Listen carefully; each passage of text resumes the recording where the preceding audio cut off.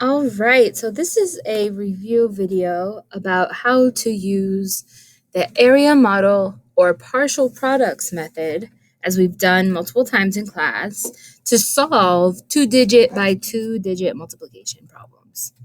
All right, so just to reorient ourselves, right, we've got our multiplication problem here is 34 times 26. 34 times 26, right, 2-digit by 2 digits.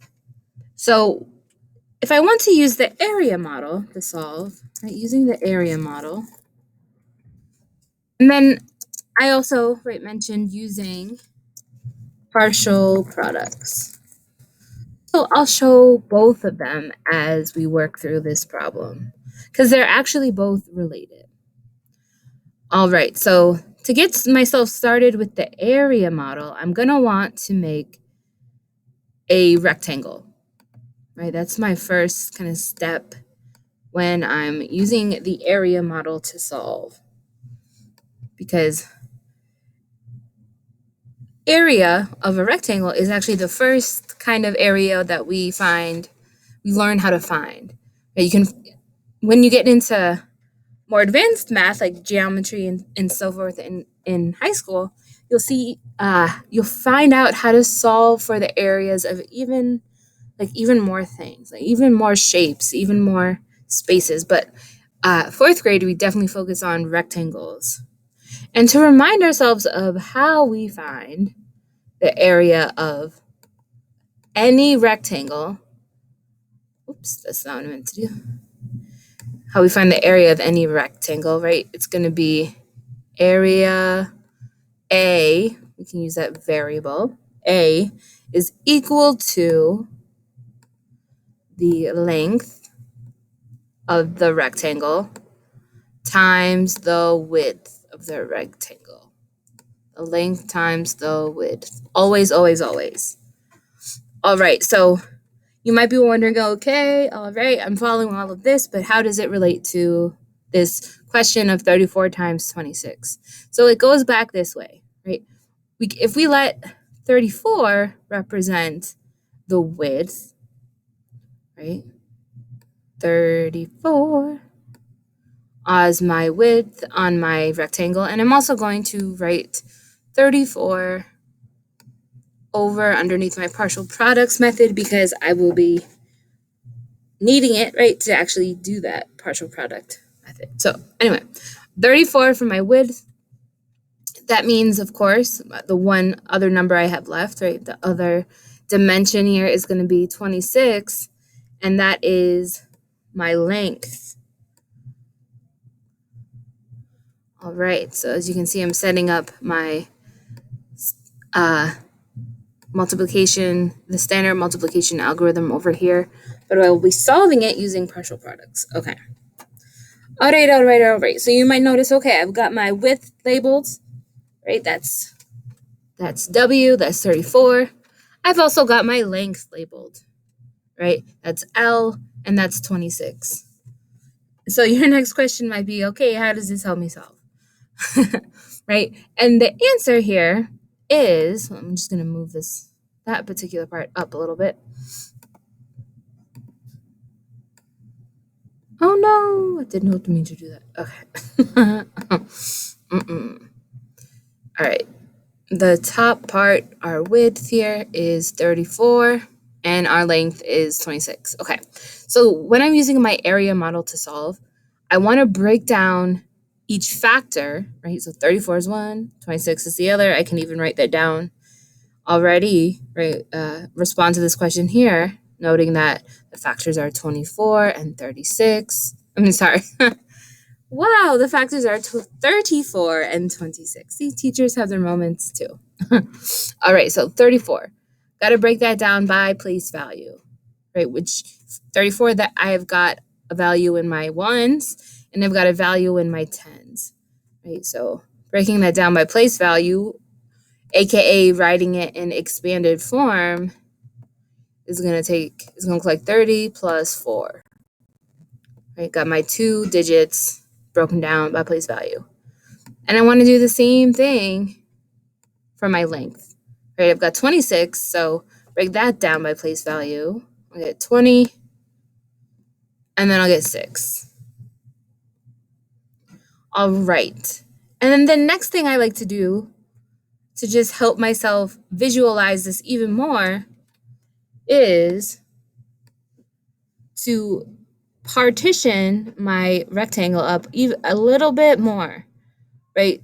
To actually try to match the lengths with the lengths and the widths with the widths. And what I mean by that is, right, I'm trying to say that 20 is the length of this part of this side, right? The side that has a measurement of 26. I'm trying to say that this part has a width or rather a length of 6. Right? That's what I'm trying to say when I break it down by place value. Right? Because when I'm multiplying by 6, right, I got to sort of think of in a certain way, right? As opposed to multiplying by 20. Right? There's some definitely things are related, but there's just some differences we're going to look at, right? Okay, and then I go to do the same thing with my width, right? So I broke down my length by place value, and I also did the same thing with my width, right? So this little part, right, of this total width is represented by 4, and so of course the bigger part, the wider part, should be represented by 30, because 30 is a bigger number than 4. Okay. And if I want to include this just to remind myself, 20 plus 6, that is how I get back to 26, the total length. Going back to my two products in my multiplication sentence. Okay. All right, so here comes the next step. Right, now that I've got the measurements for all of my sides here, and by the way, if it's helpful for me, I can certainly label each side. Oops, might want to use the right tool here, but I could label the other side with the same exact measurements, because the opposite side will have the same measurements, because we're talking about a square here, or rather a rectangle.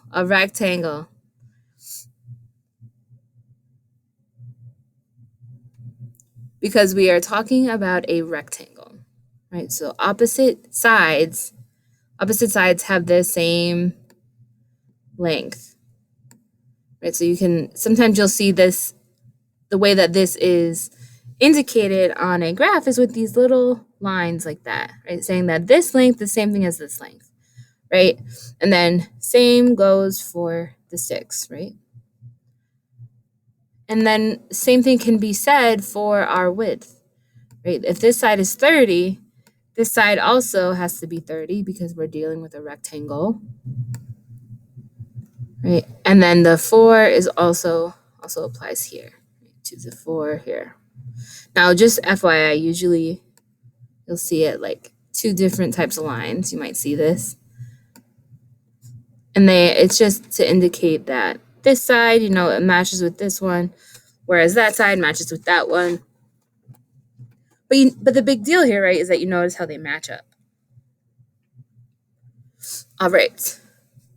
So I've labeled each of my sides on my area model, 34 times 26. Now, the next step is to do this multiplication, right? To find the area of each of the smaller rectangles that together make the total, right? Together they represent the total area of my 26 by 34 rectangle. Right? So the area of box 1 is going to be 30 times 20. And 30 times 20, we know, is going to equal 600. Right? If I've got 3 20s, I've got $60. If I've got 30 20s, I've got $600.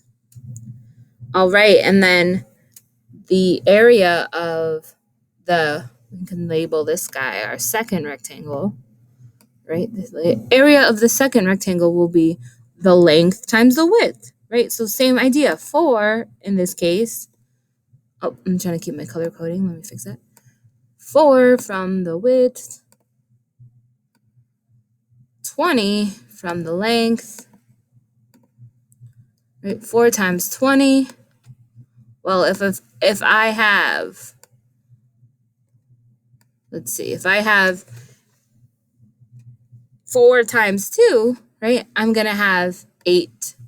So maybe I have $8, right? But if I've got 4 times 20, that means I have $80. All right. Next rectangle, we'll label it rectangle 3.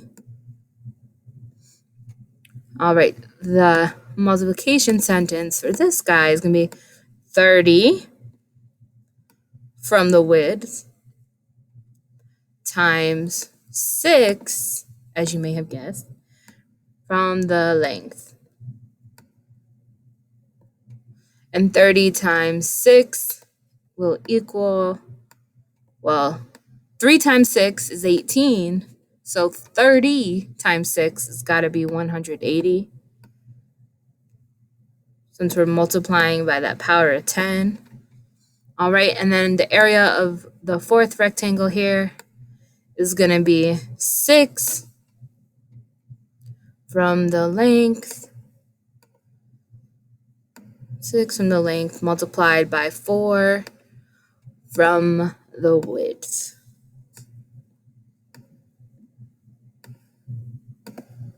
Six times 4, which is, of course, 24, which I know from my multiplication facts, right? So I've got, in other words, my areas here that I have to add up, right, are 80, 24, 600, and 180, right? So you could do it row by row, you could do it column by column, however you decided, right? I might notice 600 plus 80 is going to give me 680. And then I might notice that 180 plus 24 is going to give me 4 in my ones, a 0 in my tens, and a 2 in my hundreds, right? For a total, I add both partial products together, I'll get, right, start with my ones, go to my tens place, 8 in my tens, 6 plus 2, 8 in my hundreds. So my product is 884. All right, and this is how we would use the area model to solve, right? We can also use partial products, and you may have noticed that I mentioned that 680, 180, and 24 are all partial products, right? So the way they relate back to this, well, let's show how to use the standard algorithm for solving to try to connect back to the areas of each of the smaller rectangles. Because believe it or not, they all match up, right? So, for example, in this first one, for this first, like the very first two numbers I need to multiply here are 6 and 4. 6 and 4. So 6 times 4, 24.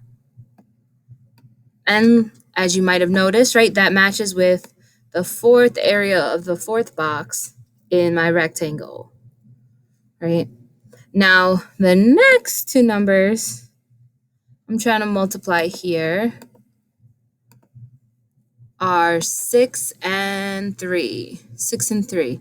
But remember, right, it's not just 3, it's 30, because 3 is in the tens place. So 6 times 30 definitely is going to give me 180. Right? And if you look back to our area model, that is the same thing as the area of box 3. Right? All right, so then we continue. The next two digits I need to multiply are 2, of course, not just 2, it's 20, right? And 4, which is just 4 ones, right? So 20 times 4 is 80, which you might also note is the area of box 2. Box 2. And then finally, we get to our, oh, I could use this color. We get to 20 times 30. 20 times 30. And 20 times 30, well, that's 600. Which, as you may have guessed, right, is the same as the area of box 1. Right? So all of these things relate and come back to each other, right? They all play into each other. So I need to do my addition here. Well, 4 plus 0, 0, 0 is just 4. In my tens place, I've got 2 plus 8, that's 10. Add another 8 to that, that's going to be 18. So I keep that ones place, right, that 8, and then I rebundle those 10 tens into 100. All right, now I've got 1 plus 6 is 7. Add the 1 from my bundling, 884. Right, so either way, partial products or area model, I get the same answer. So use this video to help you with the next couple of problems, right? See if you can use one of these strategies anyway to solve the next couple of problems.